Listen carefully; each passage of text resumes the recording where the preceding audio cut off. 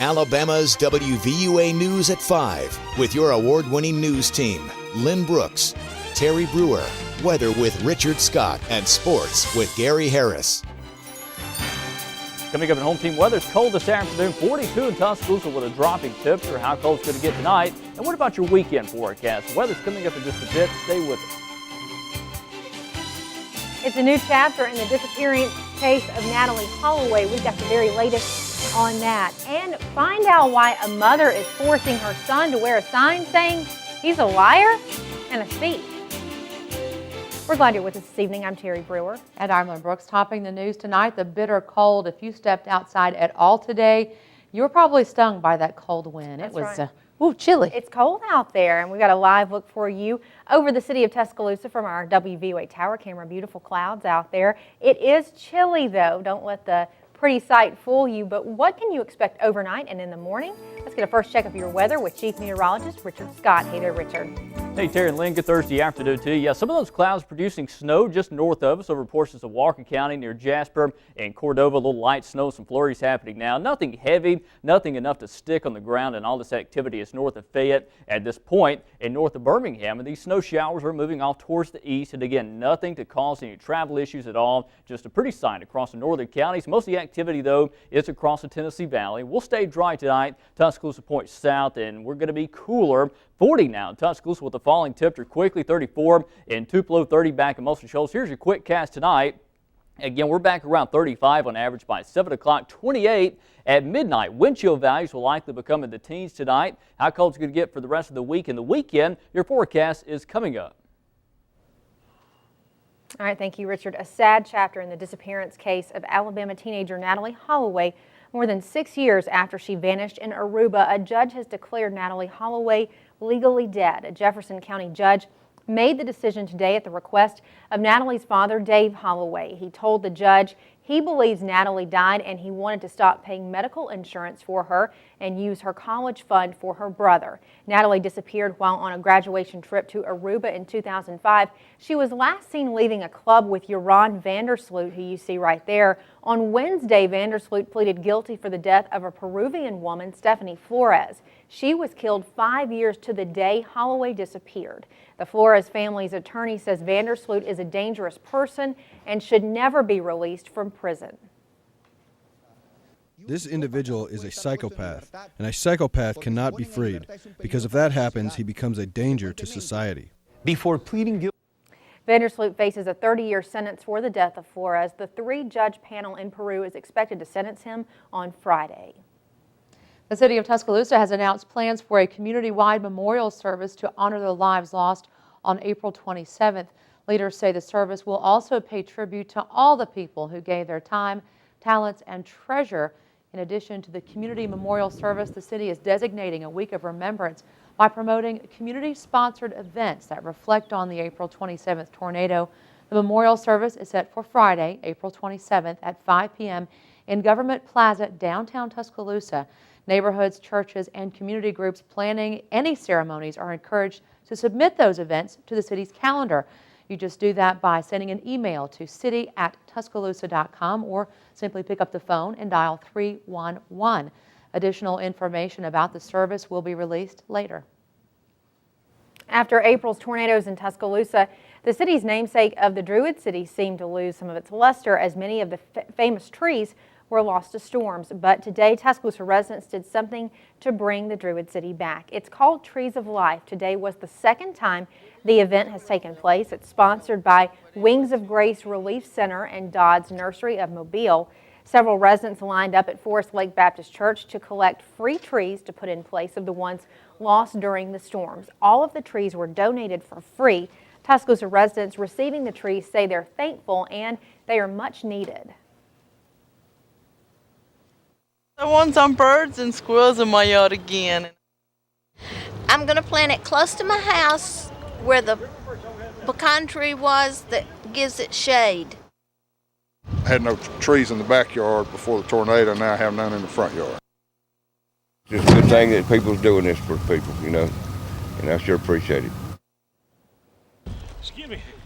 Forest Lake Baptist Church Pastor Donald Payne says all the trees left over will be donated to Para and put in parks. around Tuscaloosa. WVUA is covering the Alabama legislature, where we are less than a month away from the 2012 session. Lawmakers say creating jobs is on the very top of their list. Republican Senate leaders say the first bills they expect to consider in the Senate are incentives for businesses to create new jobs. House leaders saying they're proposing bills to give the state more tools to recruit new industry and help expand existing industry. Democratic leaders say they also want to see new jobs and will meet soon to talk about what bills will be priority. Lawmakers head back to Montgomery for the 2012 session, February 7th. Alabama fans will have the chance to get up close and personal with the Tide's National Championship Trophy. This Saturday, the Coach's Trophy will be on display in Tuscaloosa. Fans will be able to have a free photo taken with the actual Waterford Crystal Trophy won by the Tide at the championship game. The exact Coach's Trophy awarded on the field to Coach Saban and the players. Organizers say the trophy is worth around $30,000 and takes 3 months to produce.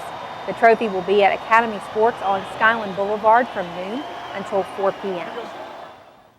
Ford Motor Company is recalling hundreds of thousands of automobiles. That recall involves the 2001 and 2002 Escape SUV and the 2004 and 2005 Freestar and Mercury Monterey minivans. The reason for the recall? Because of fire and power loss risks. Ford says the Escape can leak brake fluid, and that could lead to smoking or even a fire. Officials say equipment failure in the Freestar and Monterey minivans could cause them to lose power, which could lead to a crash. It's good news for people looking to buy a house. Experts say mortgage rates have fallen to a new record low. Freddie Mac says the average rate on a 30-year fixed mortgage has fallen to 3.89%. The average on a 15-year fixed mortgage now sits at 3.16%. That's down from 3.21. Average fixed mortgage rates hovered around 4% at the end of 2011. Even with the lower rates, experts say Americans are not taking advantage of them.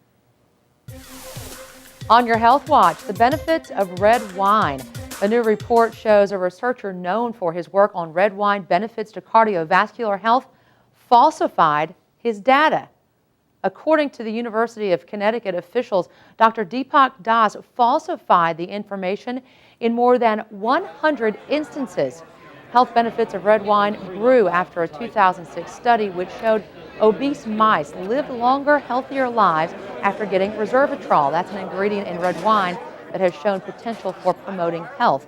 Experts say it's not known right now if Das' irregularities in research were significant enough to alter those conclusions.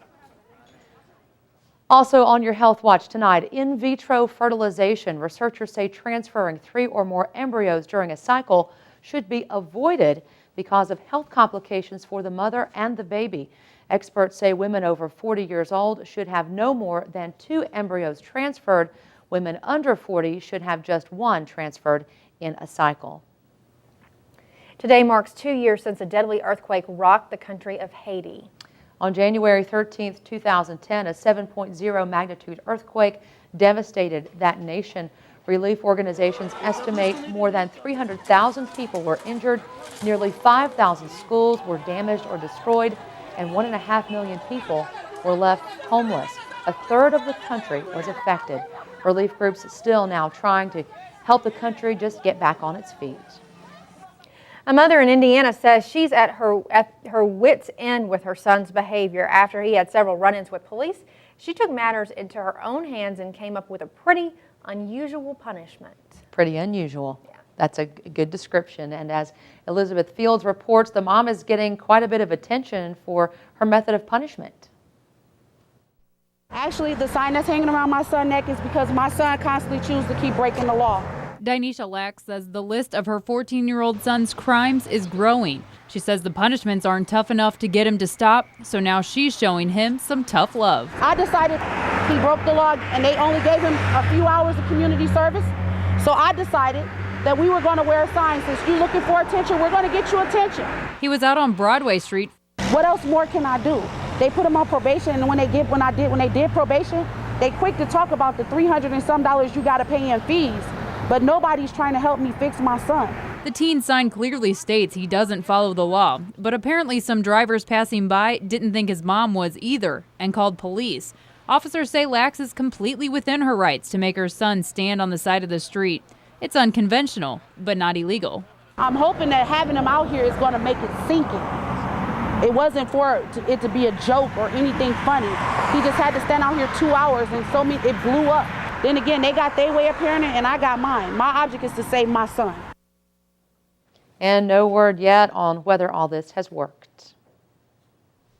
And coming up in home team weather, snow is falling over portions of Walker County points north tonight. What about snowfall accumulations and what about some warmer temperatures? Home team weather is coming up after the break. Stay with us. And how to start off 2012 on a good financial path. That's straight ahead. And 3 of Alabama's top underclassmen are leaving early for the National Football League. Gary Harris will have the details in Alabama's Home Team Sports.